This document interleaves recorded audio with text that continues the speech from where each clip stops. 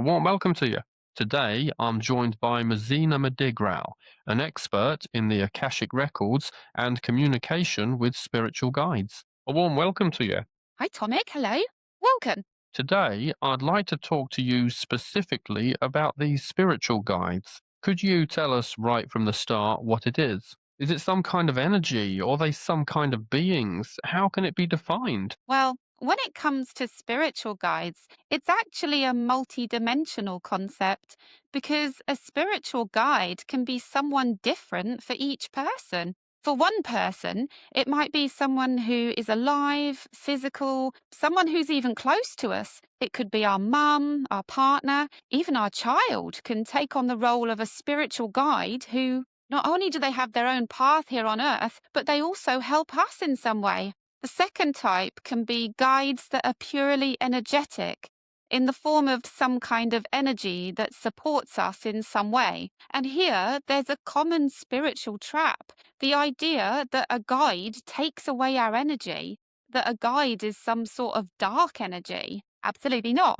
In fact, from my sessions, it turns out that a guide actually gives us energy if we are lacking it and can steer us onto the right track, the right path. They help us very often. In the Akashic Records, you can see these guides, and with clairvoyance, you can hear them, you can feel them. We also see these spirit guides here in many different ways. Some people only see a wisp of energy, while others see some kind of figure, others see an animal form. So there is a great deal of variety here when it comes to this. But you shouldn't be afraid of them, and you should open yourself up to contact with them, because then everything starts to help us and support us energetically as well. And who does this actually concern? Does everyone have such guides? Or are there people who don't have them? My experience here, yes, everyone has such a guide, but not everyone is ready for them, and not everyone is open to them either. And sometimes this guide is our own soul, from the perspective of our own self, which is simply our observer. And as long as we don't allow it to help us in some way, we don't ask it any questions, we don't ask it for help. So it remains somewhat in the position of an observer. And the same can be said for other energies, which are theoretically here to support us, but without our explicit sign that we want this help. They remain only in the position of an observer. And tell me, how is it? Do we have these guides assigned to us from the very beginning, or do they come when needed? For example, if I have a problem and I need some inner guidance, does the guide appear then? Or is it always there? If we're talking about the guide of our higher selves, then it is with us from birth and leads us throughout our entire life. However, when it comes to other types of guides, it varies. Some souls who accompany us as guides, as our guardians, some people call them angels, guardian angels, are with us from the very beginning. These are usually souls with whom, before coming here, we agreed that they would stay with us all the time, supporting us. As children, we often feel the presence of someone caring, and we already subconsciously know that there is something or someone next to us looking after us. And sometimes, at certain moments in our lives, other guides also come to us. For example, deceased people with whom we had a very close relationship, such as our parents, grandmothers, or grandfathers, who, after passing away, decide to stay with us as the sort of guardian. They then join us. Sometimes we struggle with a difficult life situation where we even plead, let someone come here, I don't know, God, an angel, anyone, and help me. And then such a soul, which is energetically somewhere near us and with whom we probably once shared a lot of good things, decides to help us as a good deed and also, in some way, remains our spiritual guide. You've mentioned this a few times already, but let me ask more specifically. In what ways can these guides connect with us? Communicate? Is it only just these kinds of feelings? Or could it be something more? Here, it can also be varied because very often Probably most often, we simply have a sense that something happening in our lives right now, as if it didn't just happen on its own, but rather that a certain sequence occurred. Strange, random events that led us exactly where we wanted to go. And today we happen to buy exactly what we needed and had been searching for a very long time. And by chance, all the events of the day led us to that one thing. And that's precisely this conviction, this intuition of ours. Well, that couldn't have happened on its own. Something here definitely led us to it. So these are our intuitions. Sometimes they show us all sorts of signs, but we also have to open ourselves up to these signs and recognize that this is indeed a sign coming from our guide and not just a random occurrence, because as we know, there are no coincidences. They could be little feathers like these. Yes, some feathers, coins, something that's our favourite, which we just happen to spot somewhere, and we end up following that path. Very often, they also appear to us in dreams. They come to us as our friends, as dogs, as animals, cats that are close to us in some way. In dreams, we often feel this energy as something pleasant. For example, we see some animal or a figure we like, one of our friends, and we know that this is a good person, that this is a good figure, and we also feel good energy from them. And what I also very often see during sessions is that people sense it through smell. So, for example, we're walking somewhere and suddenly we catch a scent that's very pleasant for us, or a smell that reminds us of something from our childhood or of a particular person. For example, if our guide is our grandmother, and our grandmother used to read us books often, and that's what we associate her with, and we're walking somewhere and suddenly we smell that scent from our childhood, then we know that our grandmother's right there with us. Very often, people sense their guides in exactly this way. And how can we distinguish the real, genuine ones from certain illusions or imaginings? I'll share my own experience because I've been to various sessions and readings, and what always intrigued me was that these guides were always different. So, whoever was doing the reading for me, they would mention different guides: a white stag, sometimes giants, sometimes things connected to the family line. How is it that there's such variety? Is it some kind of illusion, the perception of a given person, or can these guides simply appear in all sorts of ways? If they exist in an energetic form, they take on a chosen shape for the perception of a given person. Because, for example, if the person doing the reading prefers animals, and for them, those animal symbols mean what they are meant to convey to you, then to make things easier, the guide will show themselves in a certain form.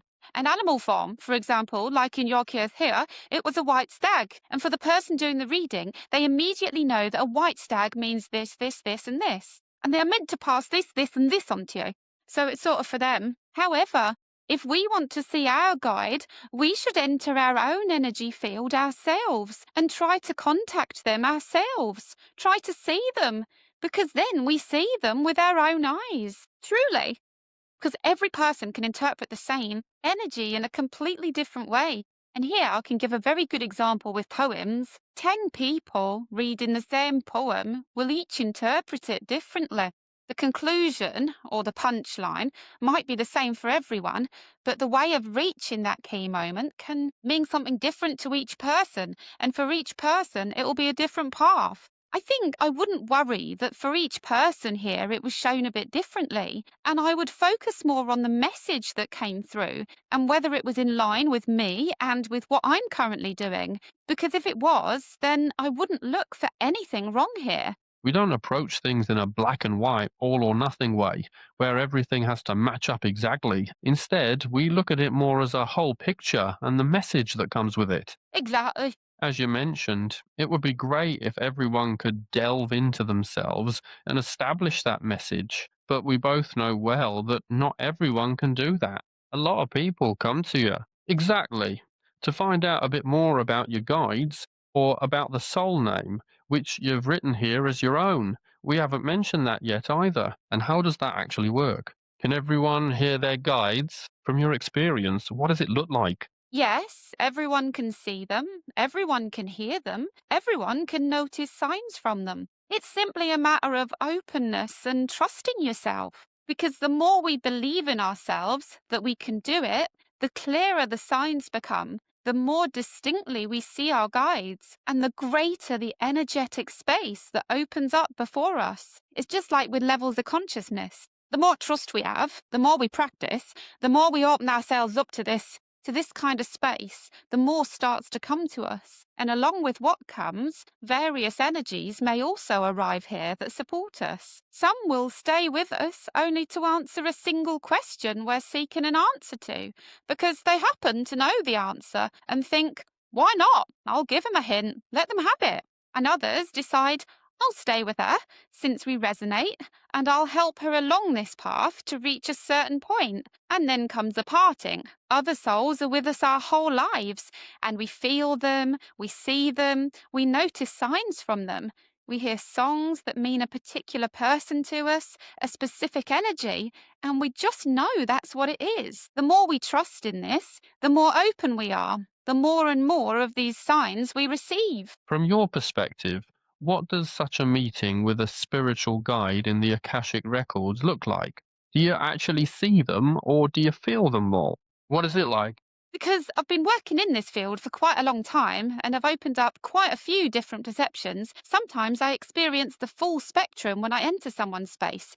I see, feel, and hear. Sometimes I even pick up different scents related to that particular energy. However, when it comes to learning all this, I think that for complete beginners, guided meditations or various forms of hypnosis are a really good option, either by attending sessions or even trying them out on your own. Different kinds of trance states, which we can even play on YouTube or anywhere else, with the intention that we want to see our guide, that we want to feel them. Let them give us some kind of sign. Let them show themselves. Sometimes, during my sessions, people simply see energy, just wisps of energy. At the beginning, that's absolutely fine because it simply means that the energy has already revealed itself, that it is there. We have something to focus our gaze on, and then we simply practice this contact, which each time becomes deeper, greater, more tangible. And later, this guide takes on a specific form for us, one that is acceptable to us,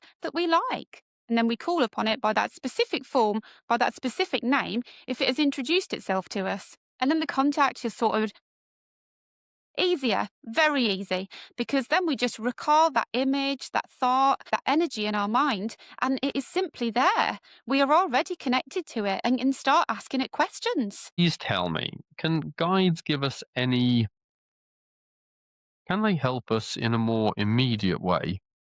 From my experience, yes, but we shouldn't assume that every time something happens to us, like, I don't know, we burn our hand or something else, the guide will always give us signs. Why not? Because we have our own specific path that we follow, and sometimes the experiences that we superficially judge as bad, as unpleasant, as something we absolutely didn't want to happen to us, they see from above as something actually good. So they don't warn us that, for example, you're about to miss the bus and will have to wait 15 minutes for the next one, because you'll get on that next bus and it turns out you'll meet a friend or acquaintance you haven't seen in ages. And that conversation might lead you to something else entirely. And these are exactly the little nuances that need to be distinguished here. They will show us, warn us, only when we are straying from the path. That is, when a given event could cause us to change direction, and that would not be beneficial for us. In that case, absolutely yes. However, if certain events are actually beneficial for us, even if we can't see it yet from our current perspective and will only realize it later, then they will simply stand by as our observers. Of course, they might send us certain signs to help prepare us for the event, but they won't warn us in such a way as to stop us from getting involved at all, because we're also here to experience different things. They also can't interfere 100% because it's our life, our free will. We've worked out what we're going to do here, how we're going to do it, and how we're going to experience things. And they're just like our personal guard who only step in during really, really extreme situations. I think we'll finish here. Thank you so much for all your guidance and for your time.